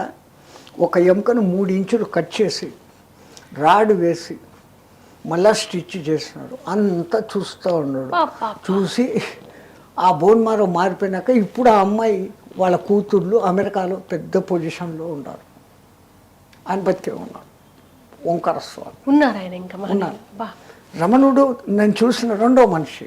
ఆ ఓంకార బాబాను ఈ కట్ట చూసిన మహానుభావుడు రమణ మహర్షి.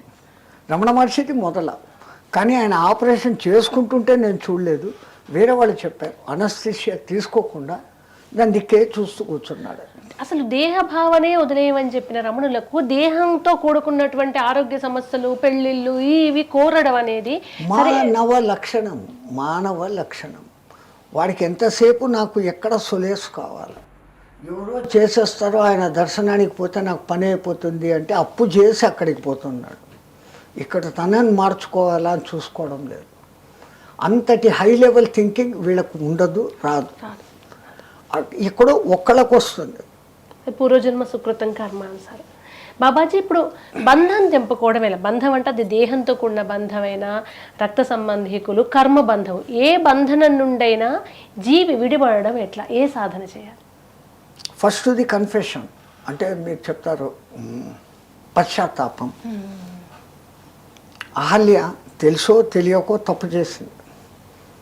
యుగాలు నేను ఇటు చేశానే అనుకుంటుంటే రాముడు వచ్చినప్పుడు అటు పశ్చాత్తాపం, ప్రాయశ్చిత్తం.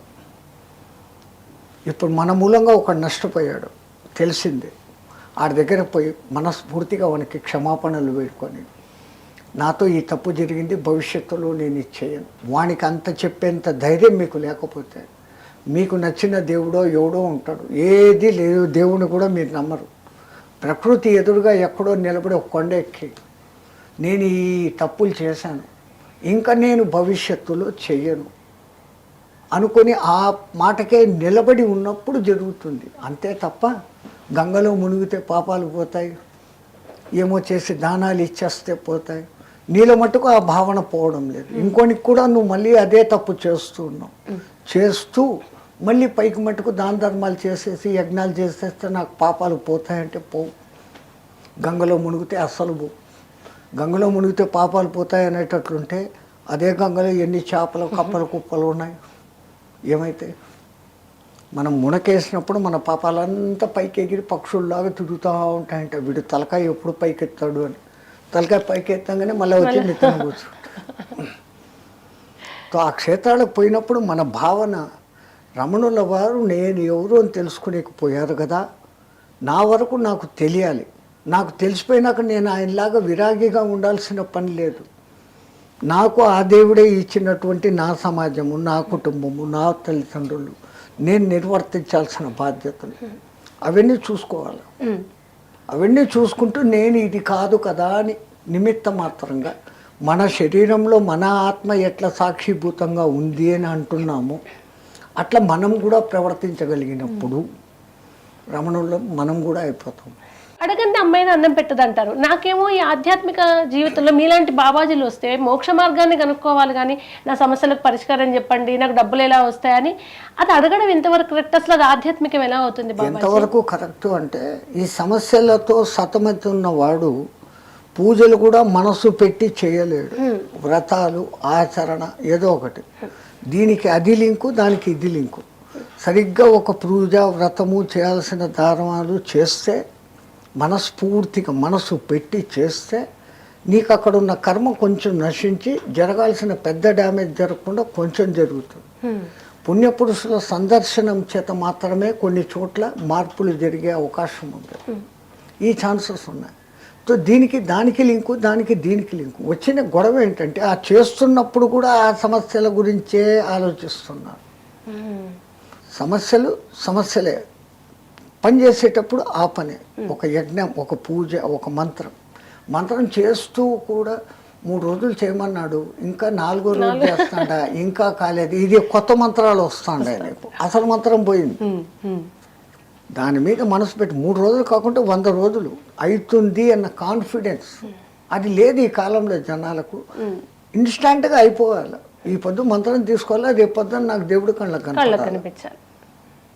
10 రూపాయలు టెంకాయ కొట్టాలా, 6 లక్షల రూపాయలు మారుతి కారు ఇంటి దగ్గరికి రావాలా. అయిసాయి వీళ్ళ కోరికలు ఇట్లే ఉన్నాయి. కోరికలు తప్పు కాదు, కోరుకోవాలి. ఆయనే మనకు ఒక బంధం ఇచ్చాడు, ఒక కుటుంబం, ఒక తల్లి తండ్రి భర్త భార్య వాట్ ఎవర్ ఇట్ మే, ఈ లింక్స్ ఇచ్చాడు. వాటికి చేయాల్సిన న్యాయం నువ్వు చేయకుండా భక్తిలో దిగి జపం చేసుకున్నా కూర్చున్నా పాపమే, ఫలితం లేదు. అప్పుడు నిష్కామ కర్మ చేయాలి కదా బాబాజీ. నేను చేస్తున్నాను అన్న భావనతో కాకుండా దీనికి నేను కర్తను మాత్రమే. నా భార్య బిడ్డలను పోషించుకోవడం భర్తగా నా ధర్మం, నా తల్లిదండ్రులను పూజించి పోషించుకోవడం కొడుకుగా నా ధర్మం.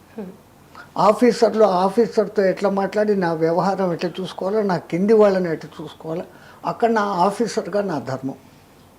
ఎక్కడ ఈ ధర్మం అన్న ఈ ఒక్క మాటను సరైన నిర్వచనంలో వాడుకుంటూ పోతే ఈయన ఎక్కడా అంటకుండా అన్నిట్లో న్యాయం చేస్తాడు. కొన్ని చిన్న చిన్న తప్పులు, బిడ్డలను పోషించుకునేకి వాడు ఏదో అడిగాడు 10 రూపాయలు కావాలా, వీడికి వ్యాపారంలో ఇంకో 10 రూపాయలు ఎక్స్ట్రా రేట్ పెడితే పాపం కాదు, జరిగిపోతుంది. అది ఎదుటి మనిషి అవసరాన్ని క్యాష్ చేసుకున్నప్పుడు అది పాపం. వ్యాపారంగా నీ తెలివితేటలు ఉపయోగించి నువ్వు ఎంతైనా సంపాదించు. ఆ సంపాదించిన దాంట్లో ఒక భాగము దైవ కార్యాలకు, ఒక భాగము భూతశాంతి పశుపక్షాదులకు, ఒక భాగము అన్నదానాలు లాంటి పుణ్యకార్యాలు చేయడం. మిగతాదంతా ఆయుష్యం. మరి కష్టపడుతుండవు, లోకంలో ఉండవు, అన్నీ కావాలా అనుభవించు. మంచి బట్టలు వేసుకో, నగలేసుకో, తిరుగు. మీ పిల్లల్ని అన్ని చోట్ల ఎగ్జిబిషన్లకు టికెట్లు పెట్టి తీసుకోపో, యాత్రలు చేయి, ఎంజాయ్ కూడా చేస్తూ దానికి చేయాల్సింది కూడా చేస్తుంది. అందుకే మన పూర్వీకులు పంచయజ్ఞాలు అని పెట్టినారు. దేవతా యజ్ఞం, ఋషి యజ్ఞం, భూత యజ్ఞం, పితృదేవతల యజ్ఞం, ఇట్లా అన్నీ చెప్పారు. ఆ 5 యజ్ఞాలు చేస్తున్న వాడికి ఏది అంటది, వాడు అవి చేస్తూనే ఉన్నాడు. వాటికి చేయాల్సిన డబ్బులు సంపాదించుకుంటూ ఉన్నాడు. వాడికి దేవుడు ఎక్కడా కొత్తగా పెట్టాడు.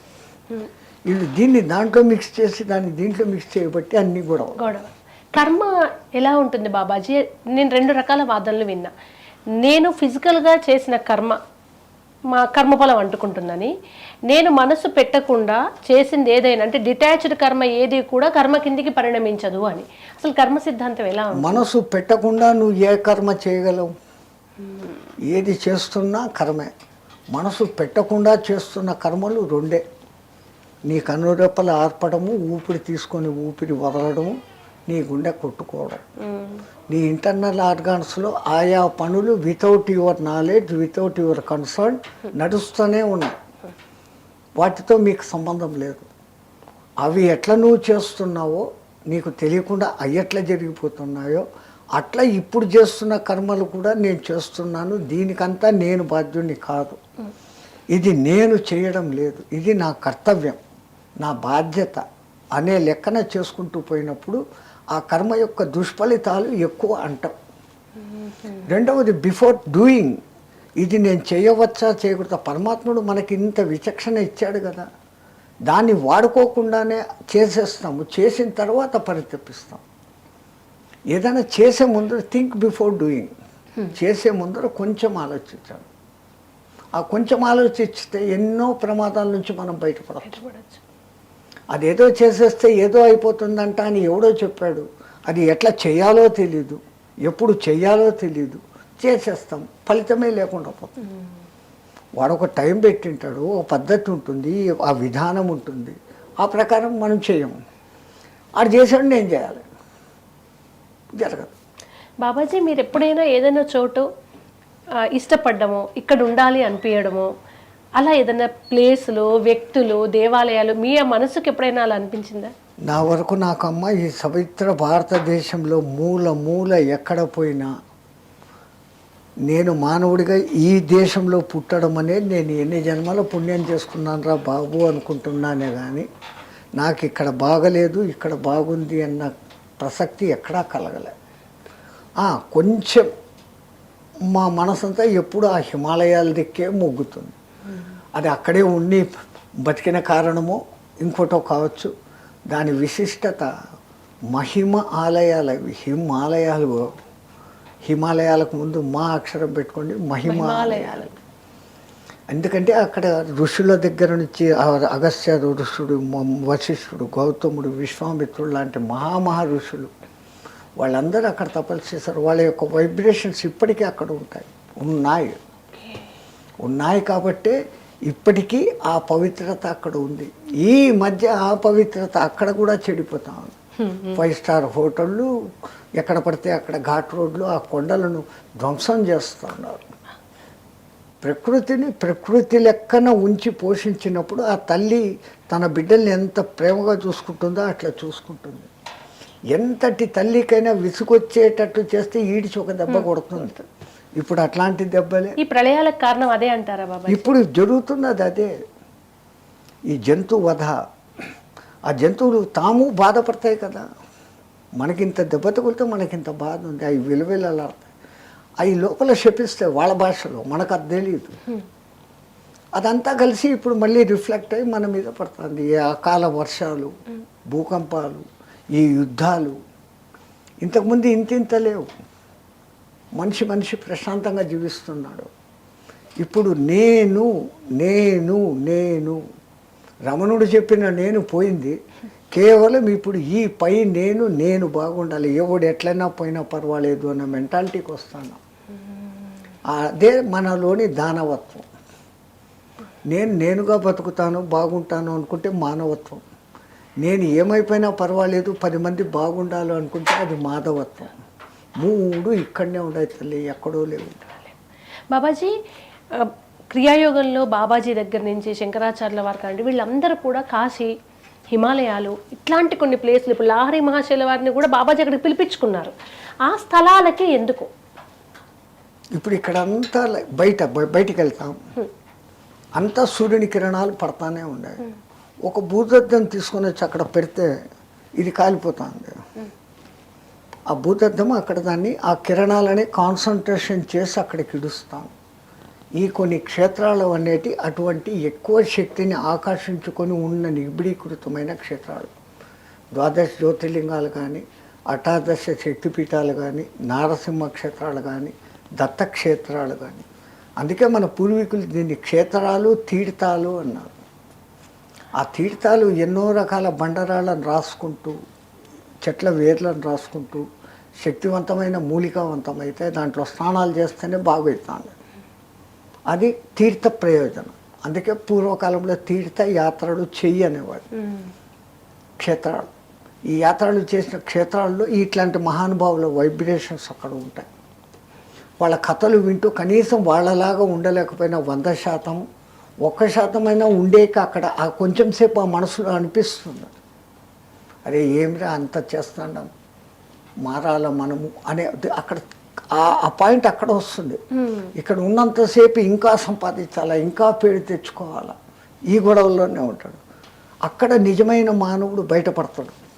ఎక్కడి నుంచి ఆ మార్పు అంటే వాళ్ళ వైబ్రేషన్స్, వాళ్ళలో ఆ మార్పు తేవాలని చూస్తూ ఉంటున్నాడు. అక్కడికి వెళ్ళిపోతాడక అక్కడంతా ఇట్లా చేశాను కదా, ఇట్లా చేసి ఉండకూడదు కదా, రియలైజ్ అవుతాడు. బట్ వన్స్ అగైన్ మళ్ళీ అక్కడి నుంచి వచ్చినాక తిరిగి మాయలో పడతాడు. అక్కడ పడకుండా ఎవడు జాగ్రత్త పడతాడో వాడు ధన్యుడు అయిపోతున్నాడు. బాబాజీ, శంబాలా నగరం అనేది ఈ మధ్య కాలంలో ఎక్కువ మంది చెప్తున్నారు. హిమాలయాలకు కొంతమంది వెళ్ళొచ్చి మేమైతే అక్కడ ఒక 10-15 అడుగులు ఎత్తున్న మనుషుల్ని చూసాము. అట్లా శంబాలా అనేది ఇంకో డైమెన్షన్లో ఉంటుంది అని విన్నాం. అది హిమాలయాలకు పరిసరాల్లో ఎక్కడో టిబెట్ ప్రాంతంలో ఉందని విన్నాం. మీరు అక్కడే సాధన చేశారు కదా, అట్లాంటివి నిజంగా అక్కడ ఏమైనా ఉన్నాయా బాబాజీ? శంబాలాకు హిమాలయాలలో 1-2 దారులు కాదు. ఇప్పుడు హైదరాబాద్కు ఎంటర్ కావాలంటే కరీంనగర్ నుంచి, అక్కడి నుంచి, ఇక్కడ నుంచి ఎన్నో రూట్లు ఎట్లున్నాయో అవి అట్లా ఉన్నాయి. అది విజువల్గా కనిపించే నగరం కాదు, అది సూక్ష్మ ప్రపంచం. ఎవరైతే సూక్ష్మ శరీరయానం చేయగలిగిన స్థాయిలో ఉంటారో, ఆ సూక్ష్మ శరీరం మనమందరం చేస్తున్నాం కళల్లో. అట్లా కాకుండా ఈ మాంసపిండాన్ని మంత్రపిండంగా మార్చుకోగలిగిన వాళ్లకు వాళ్ళ సూక్ష్మ శరీరం వాళ్ళు మేలుకొని ఉన్నప్పుడే పంపించగలిగిన స్థాయికి పోతారు. అంటే వాళ్ళు ధ్యానంలో కూర్చుంటారు, నేను ఇప్పుడు అక్కడికి పోవాలా అనుకుంటారు, పోతారు. అట్లా పోగలిగిన క్షేత్రాలు కొన్ని ఉన్నాయి. కానీ సంబళ విచిత్రత ఏమంటే, ఆ సంబళ రాజు మహావతార్ బాబా ఆయన సంకల్పం ఉంటే వీడు రావాలి అని అనుకుంటే మాత్రమే ఎంతటి సాధకుడైనా ఆడి గేటు వరకే పోగలిగాడు కానీ లోపలికి పోలేడు. ఆ గేటు 1, 2 కాదు, ప్రధాన ద్వారం అనేది మాకు తెలిసినంత వరకు మా గురువు చెప్పిన దాని ప్రకారం కైలాస పర్వతం కింద ఉంది. అది మెయిన్ ఎంట్రన్స్. ఈ శంబల అని చెప్పబడేది కేరళలో ఉంది. శంబల కలిపురుషుడు పుడతాడు, అది అక్కడి శంబల, అది ఊరి పేరు. ఈ శంబల నగరం కాదు. టిబెట్ల దగ్గర నుంచి దానికి ఒక గేట్ ఉంది. అట్లాగనే హిమాలయాలలో మన బద్రీ నుంచి నరనారాయణ పర్వత్ మధ్యలో నుంచి ఇంకా మీరు ముందుకు మానా పోయిన తర్వాత స్వర్గారోహణ పర్వత్ అనేసి అక్కడికి పోతారు సతోపంత్. సతోపంత్ కూడా దాటిపోగలిగితే, సతోపంత్ వరకు పోవడమే అసాధ్యమైన విషయం. సతోపంత్ దాటినాక 70 కిలోమీటర్లు మీరు పోగలిగితే ఆ ఆరాలోకి వస్తారు. మీ కళ్ళకు కనపడదు, invisible gates, but you are there, feel అయిపోతుంది. అక్కడ మీకు ఆకలి దక్కులు అనిపించవు. దగ్గర 15-16 రోజులు ఈ కట్టె అక్కడ ఆ స్థితి అనుభవించింది. చలి కూడా కాకుండా అంత -, డిగ్రీలు. సతోపంత్ వరకే మీకు మైనస్, ఇంకా లోపలికి మేబీ సమ్ 70-80 కిలోమీటర్స్. లెక్కలు లేదుగా ఆడ, రోడ్డు మార్టింగ్లు ఏమీ లేదు. రోజులు ఎన్ని రోజులు అవుతున్నాయి, పడుకుంటున్నామా, లేచినామా, నిద్రపోయినామా, రాత్రి అయింది, ఎట్లా ఏడో ఒక చోట ఓ చిన్నగా బండలాగా ఉంటే దాని కింద కూర్చోవడం, మళ్ళా లేచిపోవడం తెల్లారితే. దాంట్లో ఏమి దొరకదు. ఏం వెతుకుతూ ఆ ప్రయాణం బాబా? అది నేను పోయినానా వాళ్ళు లాక్కపోయినారా కూడా తెలియదు. పోయినాం. సతోపంత్ వరకు అది ధర్మరాజు పోయిన మార్గము, మెట్లు అని ఏదో కనపడతాయి, అందరూ చూస్తారు, అంతవరకే. దాన్ని దాటుకొని వెళ్ళిపోయాం. అది నేను కోరుకొని పోయినాం. Maybe some 70 kilometres, 80 kilometres, 4-5 days or something. ఆహా అనిపించింది. మళ్ళీ వాళ్ళే వెనక్కు తోశారు. అక్కడ అప్పుడు అనిపించింది ఇక్కడి నుంచి కూడా ఒక మార్గం ఉంది. ఇది స్థూల దేహం, అక్కడికి ఎంట్రీ లేదు. విజువల్గా కనపడే లోకం కాదు. ఇంద్రలోకం, చంద్రలోకం, వరుణలోకం, వాయులోకం, ఇన్ని లోకాలు అంటున్నాం.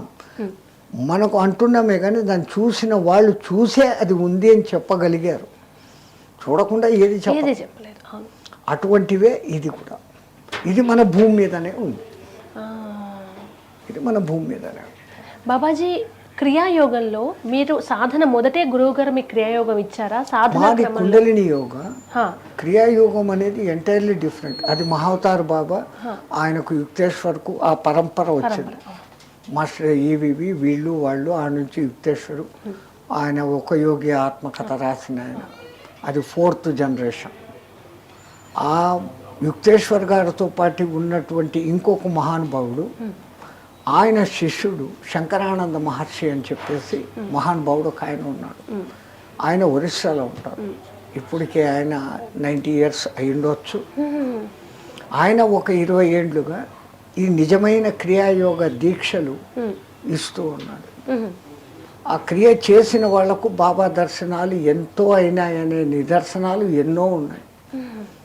ఇప్పుడు ఆయనకు ప్రధాన అనుచరుడుగా వండుకొని ఆయన దగ్గర దీక్ష తీసుకున్న ఒక మహానుభావుడు పైనుంచి ఒక మెసేజ్ వచ్చి ఇప్పుడు నువ్వు కూడా ఇనిషియేషన్ చేయొచ్చు అని వాళ్ళే ఆయనకు పర్మిషన్ ఇచ్చినారు. ఆయన మీ ఆంధ్రవాడు, ఎంత గ్రేట్. ఆ మహానుభావుడితో 3-4 రోజులు ఉన్నాం. దానికి ముందు ఈయనతో పరిచయం లేనప్పుడు శంకరానంద గారిని దూరం నుంచి దర్శనం చేసుకున్నాం. అది ఆంధ్రాలో అది ఎక్కడ ఏమైనా గుర్తుకుందా బాబాజీ? మన రవిశాస్త్రి గారు ఆయనది 2-3 ఇంటర్వ్యూలు చేశారు. మూర్తి, రామమూర్తి, ఎస్, మళ్ళీ వచ్చేసింది జ్ఞానానికి. రామమూర్తి గారు అని ఆయన 100 మందిని నేను చేసేస్తాను రండి, డబ్బు ఆశ లేనే లేదు ఏ మూల. ఆయన రావడమే ఎక్కడో పెద్ద ఎంపీల కుటుంబంలో నుంచి వచ్చాడు, రాజకీయ బ్యాక్గ్రౌండ్. ఎప్పుడైతే పైవాళ్ళు ఆయన ఎన్నుకొని నీతో ఈ ఇనిషియేషన్ జరగాల అని ఎప్పుడైతే అన్నారో వాటన్నిటిని అట్లా తృణప్రాయంగా వదిలేసి శంకరానంద గారి దగ్గరికి వచ్చి ఆయన చెప్పాడు, నువ్వు కూడా ఇనిషియేషన్ చేయొచ్చు, నాకు మెసేజ్ వచ్చింది పై వాళ్ళ దగ్గర నుంచి అని అన్నప్పుడు ఆయన అనుమతితో చేస్తున్నాడు. ఒకే దినం 100 మందికి ఇచ్చేది, రేడియోలో మీరు మంత్రం తీసుకోండి, ఈ కథలు కాదు. మహా అంటే ఒక 20-30 మంది అయితే వాళ్ళకు 3 రోజులు ఆ క్లాస్ చెప్పి ఆ ఇనిషియేషన్ ఎట్లా చేయాలా, కేతరి ముద్ర ఎట్లా, శ్వాసని ఎక్కడ తీసుకొని ఎట్లా చేయాలా, 2-3 రకాల ఆసనాలు ఉంటాయి. అవన్నీ చేసి ఒక్కొక్క వ్యక్తికి వ్యక్తిగతంగా దీక్ష ఇస్తారు. ఇచ్చిన తర్వాత టోటల్ అందరికీ దీక్ష ఒక్కొక్కరికి సపరేట్, మళ్ళీ అందరినీ గ్రూప్గా ఆ సాధన చేయించి పగలు ఒకసారి సాయంత్రం ఒకసారి 3 రోజులు వాళ్ళకు అలవాటు చేయించి 1 సంవత్సరం ఇదే చేయండి అంటారు. ఆ చేసినప్పుడు మెల్లగా ఈ మాంసపిండం అంతా మెల్లమెల్లగా మంత్రపిండంగా మారుతుంది. 1/3 మళ్ళీ సెకండ్ స్టేజ్, థర్డ్ స్టేజ్, దాంట్లో కూడా స్టేజ్లు ఉన్నాయి. ఇప్పుడు ఆ మహానుభావుడు 4th స్టేజ్కు పైనలో ఉన్నాడు, రామూర్తి గారు. బయటికి సర్వసాధారణంగా కనపడతాడు కానీ మహానుభావుడు ఇప్పుడు ఉన్న క్రియాయోగులలో ఇప్పుడున్న ఒకప్పుడు ఉన్నటువంటి మహంత ఆయన రాసిన కథ రాసినోడు తప్ప ఆ లెవెల్కు ఉన్న మనిషి ఇప్పుడు ఇక్కడే. ఈయన శంకరానంద, ఆయన గురువుగారు ఇంకెంత గొప్ప, వాళ్ళిద్దరూ ఉన్నారు. గురుగారు, మీ ఆరోగ్య రహస్యం మీరు చాలా మందికి చెప్పారు. మిమ్మల్ని ఇంటర్వ్యూ అనగానే నన్ను అడిగిన అందరి ప్రశ్నలు ఏంటంటే, చిన్న వయసులో ఐసైట్ వస్తుంది, షుగర్ వస్తుంది, డయాబెటీస్ అయితే పెద్ద సమస్యగా మారింది, వీటికి బాబాజీ దగ్గర సొల్యూషన్స్ ఉన్నాయా అని. ముందు చిన్నప్పటి నుంచి మాది ఒక రకమైన ఆహారపు అలవాటు. ఆ 2వసారి మళ్ళీ దాన్ని కూడా ఎట్లా మార్చున్నాడంటే, నువ్వు ఇట్లా సిస్టమేటిక్గా కాకుండా ఎవడు ఏం పెట్టినా తినగలగాలి, ఉండగలగాలి, వాతావరణానికి అలవాటు కడవలేని సన్యాసికి కొన్ని రకాలమైన కఠిన సాధనలు ఇచ్చి మా గురువు ఈ కట్టనైతే ఇట్లా చేశాడు.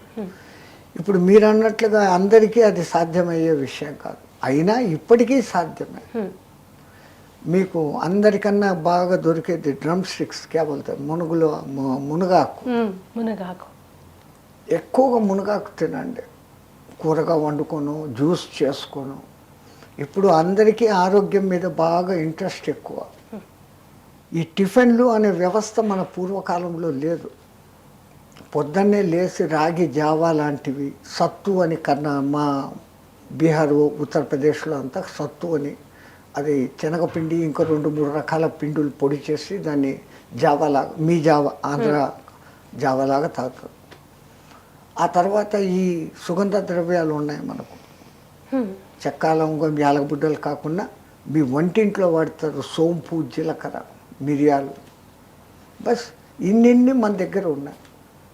ప్రొద్దున్నే ఓ స్పూన్ ధనియాలు, ఓ స్పూన్ జీలకర్ర, ఒక స్పూన్ మెంతులు, ఇవన్నీ 2 దాల్చిన చెక్క ముక్కలు, 2 యాలకలు, 2 లవంగాలు, ఇవన్నీ ఇంట్లో దొరికేటివే. అవన్నీ వేసి 3 లీటర్ 3 గ్లాసు నీళ్ళల్లో వేసి 1 గ్లాస్ అయ్యేంత వరకు బాయిల్ చేసి చల్లారినాక జర నిమ్మరసం పిండి డైలీ తాగండి. గట్ అంతా ఒక లెవెల్కి వస్తుంది. కఠినమైన ఆసనాలు వేయలేకున్నా కానీ ఇప్పుడు కొత్త రకంగా ఏదో బుక్స్ అని వచ్చాయి, అయ్యన్నా కొన్నన్నా చేయండి. ప్రతి దాంట్లో లిమిట్ పాటించండి. అతి సర్వత్రా వర్ధయేత్ అంటారు మన పూర్వీకులు.